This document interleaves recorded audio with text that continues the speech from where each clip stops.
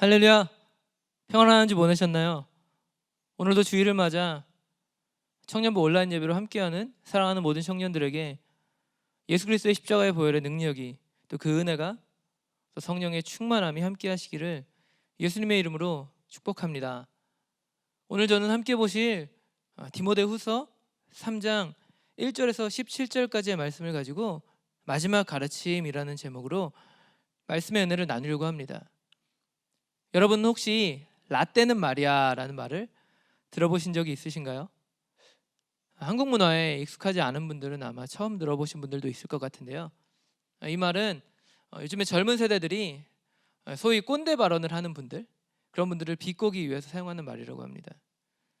그러니까 나 때는 말이야 뭐 이러이러했어라고 과거에 대한 얘기를 하시는 분들이 있죠. 그런 분들의 이야기를 이제 나 때라는 말을 라떼라는 단어로 바꿔서 조금 익살스럽게 비꼬는 그런 하나의 은어라고 할 수 있죠. 제가 이런 이야기를 하는 이유는 현재와 과거에 대한 관점을 좀 우리가 함께 생각해 보기 원하기 때문인데요. 우리는 분명 과거를 통해서 참 많은 것들을 배울 수 있는 것 같아요. 그러나 과거의 모든 일들이 현재에 다 적용되는 것은 아니라는 생각이 듭니다. 그래서 이제 라떼는 말이야 뭐 이런 말들을 하는 거겠죠. 급변하는 시대 속에서 문화도 많이 바뀌고 있고요. 또 살아가는 환경, 또 사람들의 가치관도 참 많이 바뀌고 있습니다. 그렇게 모든 것을 과거의 기준을 가지고 본다라면 현재를 해석하는 눈이 좁아질 수밖에 없는 것 같아요. 분명 잘못된 시각이라고 할 수 있습니다. 그러나 반대로 생각해 보면 또 모든 것을 현재의 눈으로만 바라보는 것 역시도 우리에게 큰 오류를 만들어낼 수 있는 것 같다라는 생각이 들어요. 왜 그렇습니까? 시대가 변하고 문화가 변하고 상황이 변하고 환경이 변해도 변하지 않는 영원한 가치들도 분명히 존재하기 때문이에요. 예를 들어 보면 부모님을 공경하는 것들, 뭐 우리가 사람을 멸시하거나 사람을 때리거나 혹은 뭐 살인을 저지르거나 이런 도덕적인 윤리적인 일들은 사실 시대와 상황과 상관없이 우리가 기본적으로 갖춰야 할 인간으로서의 소양이라는 것을 잘 알고 있습니다. 또 신앙적인 가치관 역시도 그렇다라고 볼 수 있어요. 복음이라는 것을 우리가 한번 생각해 보세요. 복음이 여러분 바뀔 수 있을까요? 복음을 담는 그릇, 그것은 바뀔 수 있습니다. 그러나 복음 자체는 0.0001%도 변하면 안 돼요. 복음은 복음 자체로 가치가 있습니다. 시대와 환경과 상황과 문화에 상관없이 복음은 복음 그대로 순결해야 되기 때문이에요. 그런데 참으로 안타까운 것은요, 이렇게 변하지 않는 영원한 가치들을 오늘날의 세대가 너무나 쉽게 변질시키는 모습을 볼 수 있다라는 겁니다. 법과 질서보다는 어떤 개인의 권리를 앞세울 때가 있어요. 또 신앙적인 가치관보다는, 하나님의 말씀보다는요, 개인의 이익을 더 중요시 여기는 것을 볼 때도 있습니다. 우리는 종종 이 정도는 괜찮잖아, 요즘에 이래도 괜찮아 라는 말을 하는 사람들을 볼 때가 있어요. 또 어떤 사람들은 나는 예수님을 믿지만 조금은 육신적인 크리스천일 뿐이야 라고 말하는 경우도 볼 수 있습니다. 여러분, 그런데 이게 말이 되나요? 사실 그렇지 않습니다. 성경은 어느 곳에서도 육신적인 크리스천을 인정하지 않고 있어요. 그런데도 사람들은 여전히 적당이라는 말을 내뱉고 있습니다. 믿는다고 말하면서도 사실은 말씀과 동떨어진 삶을 사는 것을 참 많이 보게 돼요. 그러면서 우리가 듣기 좋은 말만을 우리에게 해주기를 원합니다. 위로나 격려 같은 말을 원한다라는 거예요. 때로는 죄에 대한, 의에 대한 혹은 심판에 대한 이야기를 들을 때가 있는데 그런 메시지를 참으로 우리들이 불편해한다라는 거예요. 이건 다른 사람의 이야기가 아닙니다. 저 역시도 마찬가지예요. 저도 이것이 너무나 불편해요. 듣는 것도 불편하지만 제가 말씀을 준비하면서 또 기도하면서 본문을 정할 때, 말씀을 읽고 연구할 때, 말씀을 전해야 할 때 특별히 더 이것이 불편합니다. 그래서 수도 없이 본문을 고치고 또 고쳐요. 어쩔 때는 한 단어를 놓고 참 많이 고민할 때도 있습니다. 그런데 우리가 곰곰이 생각해 보면, 오늘의 시대를 바라보다 보면 이러한 말을 계속하기에는 우리 앞에 놓인 이 시대가 너무나도 위태로워 보일 때가 있어요. 마지막 때를 사는 우리들에게 있어서 더 이상 이런 뜬구름 잡는 이야기들이 의미가 없어 보인다라는 거예요. 긍정적인 생각, 입에 발린 위로와 격려, 칭찬, 이런 것들은 너무 많이 들었습니다. 너무 많이 들을 수 있어요. 그러나 정작 우리에게 진짜 필요한 것은 무엇입니까? 어쩌면 그것은 선명한 복음일지도 모릅니다. 인간적인 위로와 격려, 세상을 살아가는 방법이나 처세술, 이러한 것이 아닌 십자가의 복음이 필요하다라는 거예요. 바로 그것이 오늘과 같이 우리의 힘으로, 우리의 능력으로 어찌 해볼 수 없는 이 막막한 현실 앞에서 우리에게 살아갈 수 있는 힘과 능력과 용기를 허락한다라는 거예요. 우리가 함께 나눌 본문을 생각해 볼까요? 1세기 당시 초기 기독교가 가장 심한 박해를 받았었던 때에 대한 이야기를 오늘 본문이 하고 있어요. 특별히 그 속에서 이제 곧 죽음을 앞에 둔 한 사람의 이야기, 또 그 유산을 이어받아야만 하는 다음 세대, 또 다른 한 사람에 대한 이야기가 교차되고 있습니다. 그래서 저는 오늘 이 이야기를 통해서 특별히 복음을 위해서 평생을 헌신한 한 사람과 고난의 현실 앞에서 그것을 이어받아야만 하는 이 다음 세대, 그가 행해야 할 삶, 그에게 전해진 메시지가 무엇인지를 함께 살펴보려고 해요. 그것을 통해 오늘 우리 앞에 놓여진 크리스찬으로서의 직무, 예수 믿는 자들로서 우리가 어떻게 살아야 할지를 한번 우리가 곰곰이 생각해 보기를 원합니다. 말씀을 나누기 전에 먼저 우리가 본문 디모데후서 3장 1절에서 17절 말씀을 함께 읽어보도록 할게요.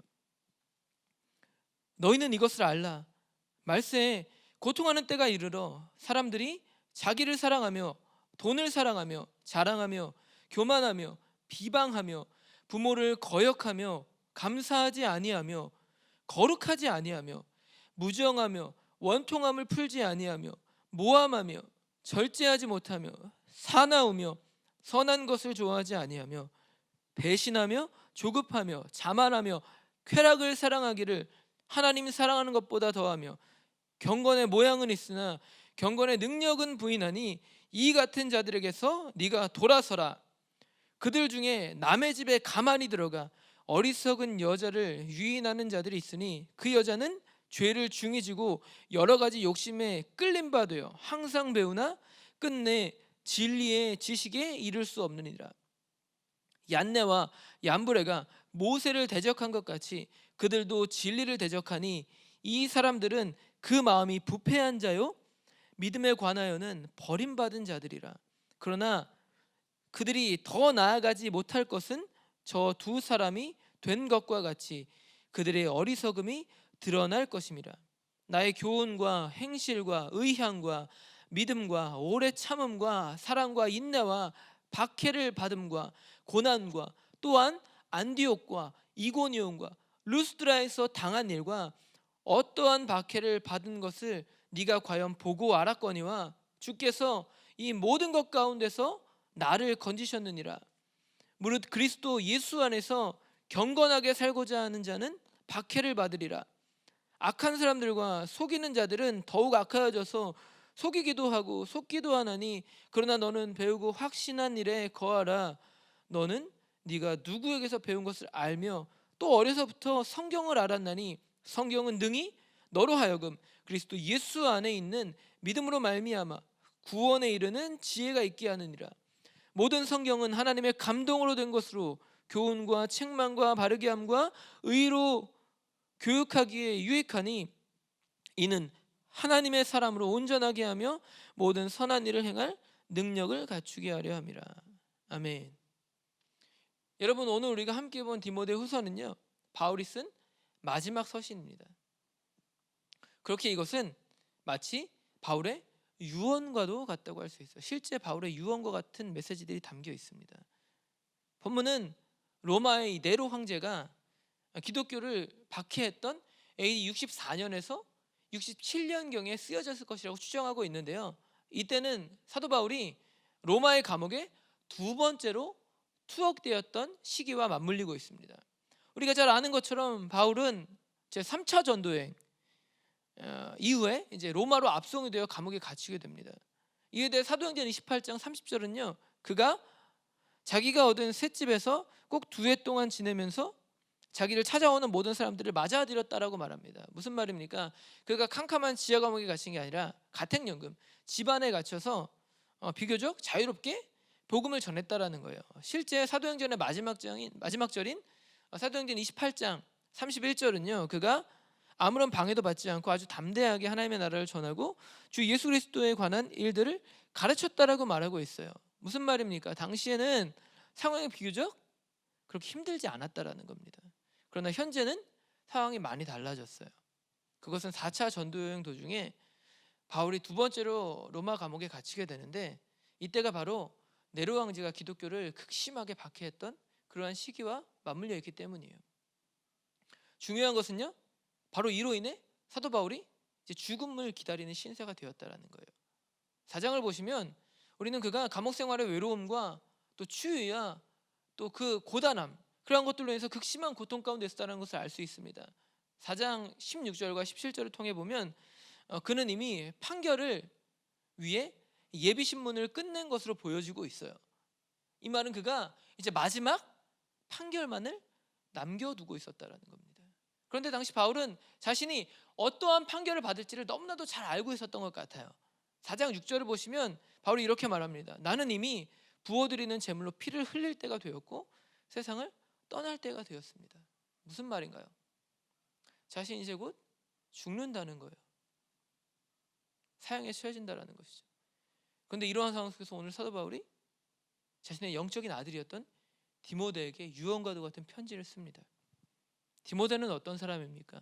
그는 고향 루스드라에서 사도 바울을 처음 만난 뒤에 15년 가까이 바울의 곁을 지켰던 바울의 가장 친밀한 동역자 중 한 사람이었습니다. 바울이 2차 전도여행, 3차 전도여행을 다닐 당시에 바울과 대부분의 시간을 함께했던 자였어요. 특별히 그 중에 사명을 받아 이 데살로니가와 고린도와 같은 도시에 바울의 편지를 전할 사명을 받고 그렇게 전도여행을 다녔던 바울의 신실한 일꾼이었습니다. 심지어는요, 죽음의 위협을 무릅쓰고 사도 바울이 예루살렘으로 들어갈 때 바울과 동행했던 자였어요. 그리고 바울이 첫 번째로 로마 감옥에 투옥됐을 당시에도 끝까지 바울의 곁을 지켰던 친밀한 바울의 사랑받는 종이었습니다. 그런데 1차 투옥이 끝난 이후에 바울이 이제 4차 전도여행을 시작하게 되는데, 그때 바울이 거점마다, 그가 다니는 곳곳마다 자신의 제자들을 각 교회 리더로 세우기 시작해요. 그런 상황 속에서 이제 디모데가 에베소 교회 감독으로 세워집니다. 성경의 여러 정황들을 살펴보면은 바울은 분명 디모데를 자신의 사역을 이어갈 한 사람의 후계자로 생각했던 것 같아요. 단지 바울의 사역뿐만이 아니라 이제 1세기 말이 되어서 예수님을 직접 목격했던 사도들의 시대가 막을 내리고 있는데, 그러한 초기 기독교의 1세대가 막을 내리고 다음 세대가 세워지는 과정 가운데 디모데를, 이 다음 세대를 짊어질 리더로 바울이 선택한 것 같습니다. 비슷한 시기에 그레데에 남겨진 디도나 골로새의 리더였던 빌레몬 같은 사람들 역시도 마찬가지였을 거예요. 그들은 분명 1세기 초기 기독교의 초대교회 유산을 이어받아야만 하는 다음 세대였습니다. 여러분, 제가 오늘 이 말씀 디모데 후서를 선택한 이유가 바로 여기 있어요. 그것은 마지막 때를 살아가는 우리들에게 맡겨진 사명이 이 디모데가 받은 사명과 다르지 않기 때문입니다. 우리도 하나님의 복음을 들고 다음 세대를, 다음 시대를 준비해야만 해요. 저와 같은 사람이 어떻게 그런 일을 할 수 있습니까? 우리는 회의적인 시선으로 이러한 말을 내뱉습니다. 여러분, 그러나 여러분이 디모데가 어떤 사람인지를 조금이라도 안다라면 그렇게 쉽게 말할 수 없을 거예요. 그것은 당시 디모데가 우리와 크게 다를 바가 없는 30대의 젊은 청년이었기 때문입니다. 디모데는 당시 비교적 젊은 나이를 가지고 있었습니다. 당시만 해도 30대 초반에서 중반 정도의 나이였을 거예요. 그런데 바울은 그런 디모데에게 아무도 그대가 젊다고 해서 그대를 업신여기지 못하게 하십시오 라고 말하고 있습니다. 무슨 말이에요? 젊은 자도 얼마든지 리더가 될 수 있다는 겁니다. 그러한 편견을 깨트릴 수 있는 그리스도를 향한 신실하고 거룩한 삶이 있으면 충분히 가능하다라는 겁니다. 여러분, 디모데의 약점들을 한번 생각해 보세요. 연소한 자입니다. 그리고 학자들은 그가 육체적으로도 건강하지 못했을 것이라고 추정해요.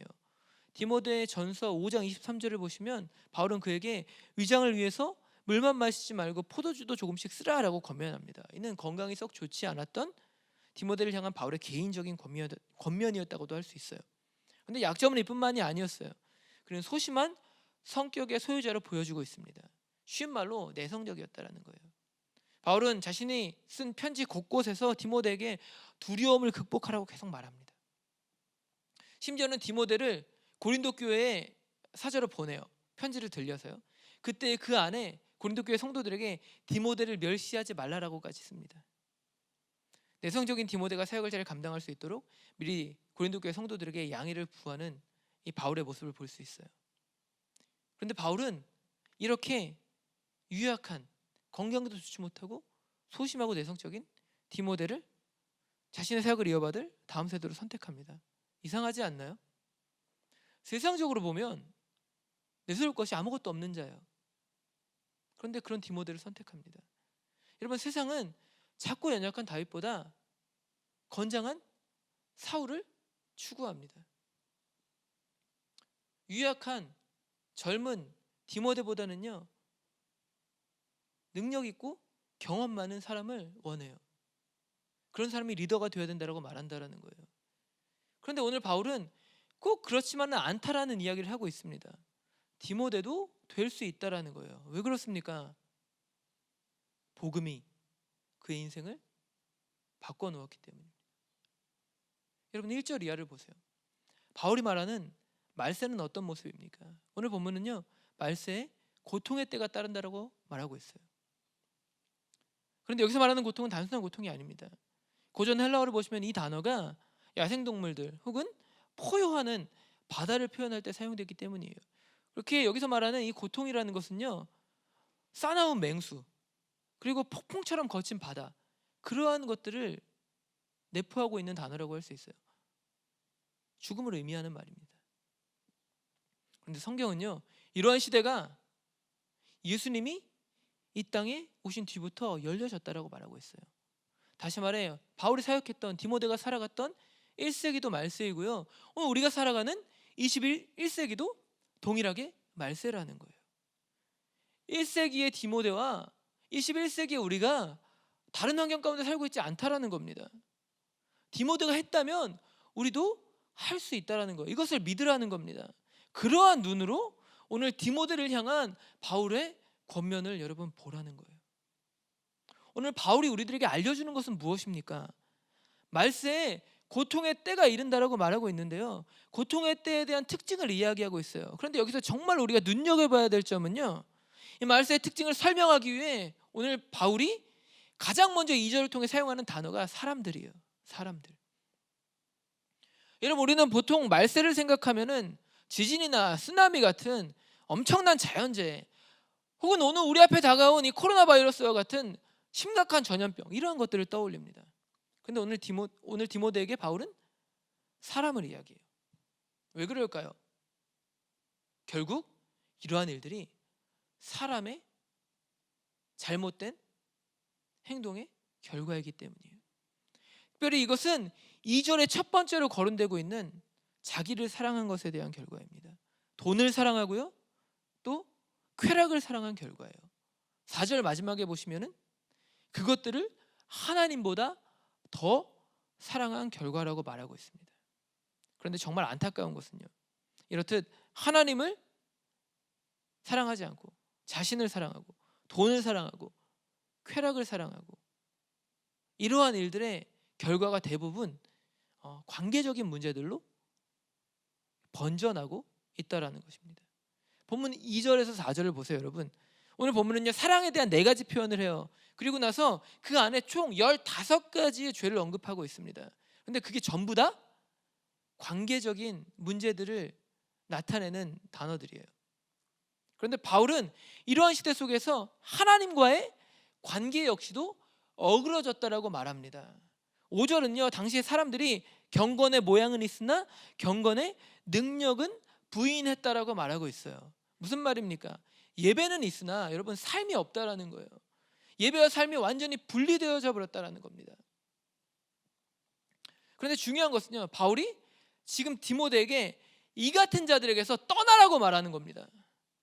다시 말해 교회 안에 세상적인 가치관, 세상적인 가르침들을 가지고 들어온 자들, 그래서 복음을 희석시키는 자들로부터 떠나라는 거예요. 만약 내가 그러한 가치관을 가지고 있다면 그러한 가치관들로부터 떠나라는 겁니다. 여러분 1세기 당시만 해도요, 교회 안에는 다양한 이단들이 생겨나고 있었어요. 그 대표적인 예가 바로 영지주의입니다. 그들은 영과 육을 따로 분리시키는 교리를 가지고 있었어요. 쉽게 말해 영은 거룩하고 육은 악하다라는 거예요. 그래서 어떤 이들은 육은 아무렇게나 다뤄도 된다라는 지나친 쾌락주의를 갖고 있는 사람들이 있었습니다. 그런데 문제는요, 교회 안에 그런 사상을 따르는 자들이 이 독버섯처럼 막 퍼져나가는 거예요. 그들이 성도들로 하여금 예배와 삶을 갈라놓게 만드는 겁니다. 이 정도는 괜찮아. 너 영으로만 주님 만나면 돼. 육체는 아무런 상관이 없어. 너 마음대로 해도 돼. 이런 이야기를 하는 거예요. 근데 오늘 바울이 뭐라고 말합니까? 그들이 항상 배우나 끝내 진리의 지식에는 이를 수 없다라고 말합니다. 무슨 말입니까? 예배 잘 드립니다. 예배 행위는 가지고 있어요. 그러나 자기를 사랑한 결과 복음을 자신의 입맛대로 바꿔버렸기 때문에 진리를 추구할 수 없다라는 겁니다. 즉 구원의 은혜를 누릴 수 없다라는 거예요. 바울은 8절 이하를 통해 그러한 예를 얀네와 얀브레에서 찾습니다. 유대 전승에 따르면 여러분 이 두 사람은요, 모세가 바로 앞에서 기적을 행할 때에 그를 대항했던 애굽의 마술사들이었다라고 말하고 있어요. 그런데 오늘 바울은 세상의 가치를 교회 안으로 끌고 들어온 자들이 마치 이 애굽의 마술사들 같다라고 말하고 있는 거예요. 무슨 뜻일까요? 겉보기에는 놀랄 만한 일을 해요. 사람들이 부러워할 만한 일들을 막 합니다. 그런데 문제가 뭘까요? 거기에 생명이 없어요. 속임수에 불과하다라는 거예요. 그래서 오늘 바울이 단호하게 말하는 겁니다. 그러한 것들로부터 떠나십시오. 여러분 이것이 단순히 디모데를 향한 권면일까요? 아니요. 동시대를 살고 있다면 우리를 향한 권면이기도 합니다. 우리도 떠나야 해요. 세상적인 욕심, 그러한 가치관들로부터 떠나야 합니다. 분쟁과 분열과 다툼으로부터 떠나야 해요. 그리고 다시 한번 하나님이 말씀하신 제 자리로 돌아와야 합니다. 어디입니까 거기가? 바울은 디모데를 향해 그것을 자신의 삶을 통해 배우라고 말하고 있어요. 정말 놀라운 말이죠. 나를 배우라고 말하고 있는 겁니다. 여러분 어떻게 이렇게 말할 수 있을까요? 바울이 오늘 자신 있게 이렇게 선포할 수 있는 이유는 바울의 삶이 그것을 증명하기 때문에, 디모데가 바울과 15년 넘게 함께하며 그 바울의 삶을 봤기 때문입니다.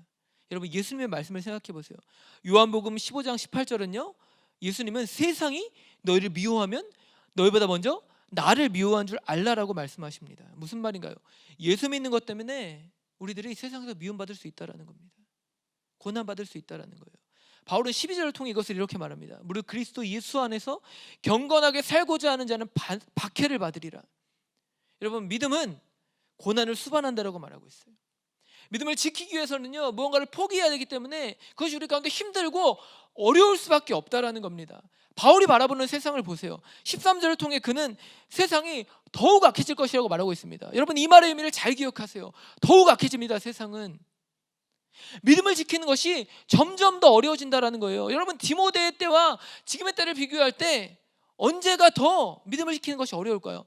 디모데 때는 실제 죽음을 당할 수 있는 그런 고통이 있었기 때문에 어려웠다라고 우리가 생각할 수 있습니다. 아닙니다 여러분. 그러나 오늘 바울의 말을 놓고 보면 지금이 훨씬 더 어려울 수 있어요. 왜 그렇습니까? 1세기 당시의 고난은 죽음이에요. 눈에 보이는 실제적인 고난입니다. 여러분 그러나 오늘의 우리 앞에 놓여지는 고난은 무엇입니까? 우리를 넘어뜨리는 것들은 대부분 눈에 보이지 않는 것들입니다. 목숨을 걸 필요도 없어요. 왜? 대부분이 유혹과 관련해 있기 때문입니다. 문제는 이것이 더욱더 무섭다라는 거예요. 우리 앞에 세상에 하나님보다 더 매력적인 것들이 너무나 많이 깔려 있습니다. 갖고 싶고 누리고 싶은 것들, 쟤는 있는데 나는 없는 것들. 그래서 우리가 느껴지는 상대적인 박탈감들, 이런 욕심에 이끌릴 수 있는 환경 가운데 우리가 살아가고 있다는 거예요. 이게 우리의 인생 가운데 있는 가장 큰 장애물이라는 겁니다. 여러분, 코로나 사태로 인해 여러분 가장 힘든 게 뭔가요? 누리지 못하는 것 아닙니까? 오늘 바울이 뭐라고 말하고 있습니까? 디모데에게 본질로 돌아가라고 말하고 있어요. 본문 14절을 통해 배우고 확신한 일에 거하라고 말하고 있습니다. 누구에게서 배웠는지 기억하라고 말하고 있어요. 그러면서 정말로 담대하게 자신과 평생을 함께하며 보고 배운 것을 붙잡으라고 말합니다. 정말로 담대하고 놀라운 권면이고 고백입니다. 그런데 저는 이 고백이 오늘 우리들이 배운 것과 크게 다르지 않다라고 생각해요. 물론 여러분, 저는 절대로 바울이 될 수 없습니다. 바울이 돼서도 안 돼요. 제가 여러분에게 저를 따르세요라고 하면 저는 그냥 한낱 이단에 불과한 사람이 될 수밖에 없습니다. 그 정도로 제 삶이 여러분의 삶보다 어쩌면 훨씬 더 추악할지도 모르겠어요. 그래서 여러분, 이러한 말씀을 나눌 때 제 마음 가운데 설교를 준비하면서 참 마음이 힘들고 어렵습니다. 불편해요. 여러분, 그러나 분명한 것은요, 2000년이 넘는 세월 동안 전해 내려온 우리 가운데 신앙의 유산, 그것을 따르라고는 제가 말할 수 있을 것 같아요. 왜 그렇습니까?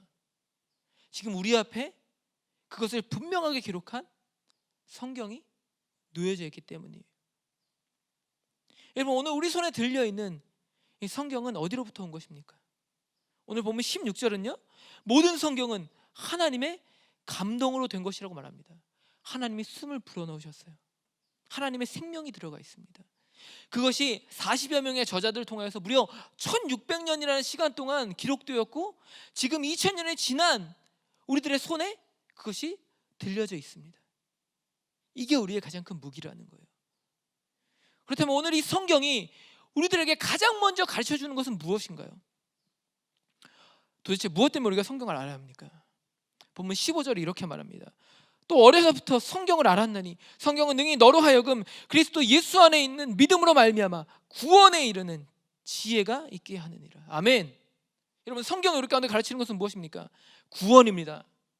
잘 사는 거요? 성공하는 거요? 돈 많이 버는 거요? 아니에요. 여러분, 구원이에요. 성경은 구원을 위해 쓰여진 책입니다. 바로 믿음의 선조들이 이것 때문에 그 엄청난 고난 속에서도 끝까지 말씀을 붙잡은 거예요. 그런데 우리는 이것을 너무나 쉽게 잊어버립니다. 이미 구원받았다고 우리가 믿습니다. 그러니까 성경 필요 없다라고 생각해요. 우리 앞에 놓여진 먼지가 수북히 쌓여있는 성경이 그것을 증명할지도 모르겠어요. 여러분, 그러나 이것이 정말 잘못된 생각입니다. 바울이 전한 말을 한번 생각해 보세요. 오늘 그가 성경을 이야기하며 그것이 필요하다고 말한 대상이 누구입니까? 여러분, 디모데예요. 디모데가 어떤 사람입니까? 에베소 교회 감독입니다. 지금으로 따지면 한 교회 담임 교역자입니다. 그게 성경을, 그리고 여러분 구원을 말하고 있어요. 너에게 구원이 필요해라고 말하고 있습니다. 여러분, 성경은요, 인류의 기원을 설명하는 역사책이 아닙니다. 창조의 원리를 이야기하는 과학책도 아니에요. 성경은 구원을 이야기합니다. 생명을 전하고 있어요. 여러분, 그렇게 생명을 누리기 원한다면 우리가 성경을 붙잡아야 합니다. 말씀 앞으로 나와야만 해요. 그래야만 흔들리는 세상 속에서 하나님이 주신 이 구원의 은혜를 놓치지 않고 살 수 있다는 겁니다. 여러분, 많은 경우 사람들이 성경을 읽지 않는 이유가 무엇입니까? 성경을 가까이 대하지 않는 이유가 뭐예요? 단순히 말씀이 어려워서입니까? 시간이 없어서인가요? 저는 그렇게 생각하지 않아요. 말씀을 읽다 보면 여러분, 내가 드러납니다. 말씀이 나를 읽어요. 마음에 부딪히는 말씀들이 나에게 들려집니다. 그게 힘든 거예요. 그것이 피하고 싶어요. 여러분, 16절 후반부를 보세요. 성경이 하는 일은 무엇입니까? 교훈과 책망과 바르게 함과 의로 교육하기 유익하다라고 말합니다. 여러분, 그래서 많은 경우 사람들은 성경을 따르고 싶어 하지 않는 거예요. 배타적입니다. 하나님의 죄성이 그것을 피하게 만들어요. 겉으로 우리가 어렵다고 말합니다. 그러나 실제 성경을 통해 나라는 사람이 까발려지는 것, 드러나는 것이 싫어요. 그래서 멀리하고 싶습니다. 마주하고 싶지 않은 거예요. 말씀이 때로는 날카로운 칼처럼 느껴질 때가 있습니다. 여러분, 그런데 성경은 뭐라고 말합니까? 그럴 때마다 더 성경을 가까이 대하라고 말합니다. 그것을 통해 감추고 싶었던 나를 보라고 말하고 있어요. 히브리서 4장 10절 이렇게 말합니다.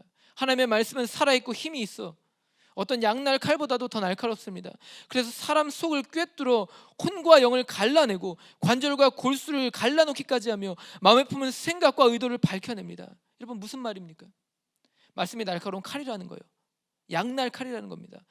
영과 혼과 관절과 골수를 찔러 쪼갠대요. 그것을 통해 감추어져 있던 것들을 드러낸다랍니다. 우리 안에 있는 의도를 다 드러낸다라는 거예요. 다 까발린다라는 거예요. 안 아픈 게 이상합니다. 아플 수밖에 없어요. 그런데 중요한 것은 뭔지 아세요? 이것을 통해 우리의 전 인격이 변화되어진다라는 것입니다. 성경 우리의 영과 혼만을 찌르나요? 오늘 본문은 관절과 골수, 육신까지도 찔러 쪼갠다라는 거예요. 말씀을 통해 영과 혼과 육이 다 변화된다는 것입니다. 삶이 주님 앞에 복종하는 삶으로 나아가게 된다는 거예요.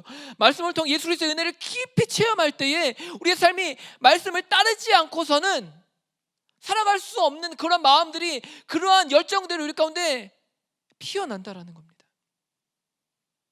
디모데후서 3장 16절 17절 이것을 이렇게 표현합니다. 모든 성경은 하나님의 감동으로 된 것으로 교훈과 책망과 바르게 함과 의로 교육하기에 유익하니 이는 하나님의 사람으로 온전하게 하며 모든 선한 일을 행할 능력을 갖추게 하려 함이라. 모든 선한 일을 행할 능력을 갖추게 함이라. 우리를 온전하게 합니다. 무엇이요? 말씀이요. 여러분, 우리 안에는 선한 것이 하나도 없습니다. 성경은 전적인 타락을 이야기해요. 오늘 찬양의 가사처럼 선한 것이 단 하나도 없어요. 도무지 선을 행할 능력이 없습니다. 근데 오늘 바울은 가능하다고 말해요. 말씀 안에 있을 때 할 수 있다라고 말합니다. 말씀에 깊이 찔린 인생이 변할 수 있다라는 거예요. 왜 그렇습니까? 그 말씀이 곧 예수 그리스도이기 때문입니다. 그 말씀을 통해 우리가 살아계신 예수 그리스도, 그 예수 그리스도를 만날 수 있기 때문이에요. 여러분, 너 거기 있었는가라는 그 가사를 가진 찬송가가 있습니다. 예수님이 십자가에 달리신 그 자리에 네가 있었냐라고 질문하는 찬양이에요. 우리가 성경을 통해 2000년 전 예수님이 십자가에 달리셨던 그 자리 가운데 나아갈 수 있습니다. 그때 예수님의 고통을 우리가 볼 수 있고요, 그것 통해 그것이 얼마나 큰 은혜인지를 경험할 수 있다는 거예요. 그렇기 때문에 우리의 삶이 어떠한 상황 가운데 있을지라도 이 말씀을 붙잡아야 된다는 겁니다. 이것이 바로 죽음의 위협 앞에 있었던 바울이 사랑하는 제자 디모데에게, 그리고 오늘 우리를 향해 던진 마지막 메시지입니다. 여러분, 그러므로 우리가 매일의 삶 속에서 말씀을 읽으셔야만 합니다. 묵상해야 해요. 거기서 예수님을 만나야 합니다. 그래야 거룩한 삶을 살 수 있습니다. 이 힘든 시기를 이겨낼 수가 있어요. 디모데와 같이 우리가 쓰임받는 인생이 될 수 있습니다. 여러분, 성경은요, 믿음은 들을 때 자란다고 말합니다. 변화의 시작이 말씀을 들을 때 일어난다는 거예요. 여러분, 말씀을 읽지만 그 말씀 안에서 예수님의 음성을 듣는 것입니다. 말씀이 나를 읽고 나의 삶을 돌아볼 수 있는 기회를 말씀을 통해 가질 수 있다는 거예요. 그러면 한 주간의 삶 속에서 여러분, 말씀을 가까이 대하시기 바랍니다. 읽고 묵상하고 믿음으로 행하는 우리 모두가 되기를 바랍니다. 그것을 통해 이 혼란한 시대 속에서 우리의 모든 삶이 그리스도의 좋은 군사로, 복음의 증인으로 각각의 자리에서 하나님의 역사하심에 따라, 하나님의 나눠주신 그 은사에 따라 쓰임받는 저와 여러분들이 되시기를, 우리 모두가 되기를 예수님의 이름으로 축복합니다. 기도하겠습니다. 하나님, 오늘 함께 청년부 예배를 통하여서 말씀을 나눴습니다. 조금은 실제적이지만 또 조금은 우리의 마음을 치는 불편한 말씀이었을 수도 있습니다. 하나님, 그러나 이 말씀을 통해 우리의 삶이 단순히 정죄감을 느끼는 것이 아니라 우리를 향한 예수 그리스도의 사랑을 더욱더 깊이 경험하여 주님 앞으로 조금 더 가까이 나아가는 기회로 삼을 수 있도록 붙잡아 주시옵소서. 하나님, 우리는 말세 때에 있습니다. 자신을 사랑하는 시대, 하나님보다 내 것을 더 추구하는 시대 가운데 우리가 추구해야 할 것은 무엇입니까? 영원한 가치, 변하지 않는 그 복음의 진리의 말씀을 붙잡아야 될 줄로 믿습니다. 하나님, 한 주간의 삶 속에서 사랑하는 모든 청년들, 흔들리는 상황이 있을 때마다 말씀을 펴게 하시고 하나님 성령의 충만함 가운데 말씀이 생각나게 해주시고 말씀의 교훈으로 주님이 가르쳐 주셔서 우리의 삶이 이 암울한 시대 가운데에서도 날마다 거룩함을 힘입는 삶, 능력으로 하나님의 뜻을 이뤄내는 겨가 복된 청년들이 될 수 있도록 우리를 붙잡으시고 인도하여 주시옵소서. 하나님, 모든 삶의 자리 가운데 믿음을 잃지 않고 말씀의 육신이 되어 오신 예수 그리스도, 그분을 바라보며 우리 가운데 주는 하나님의 뜻이 무엇인지를 말씀을 통해 분별해 나가는 한 주간의 삶을 살아낼 수 있도록 우리 모두를 축복하시고 인도하여 주시옵소서. 함께 하시고 인도하시고 역사하실 주님의 이름을 찬송하며 오늘도 살아 역사하시며 우리의 삶의 주관자 되시며 만물의 창조자 되시는 우리의 구원자 나사렛 예수 그리스도의 이름으로 감사하며 간절히 기도드렸습니다. 아멘.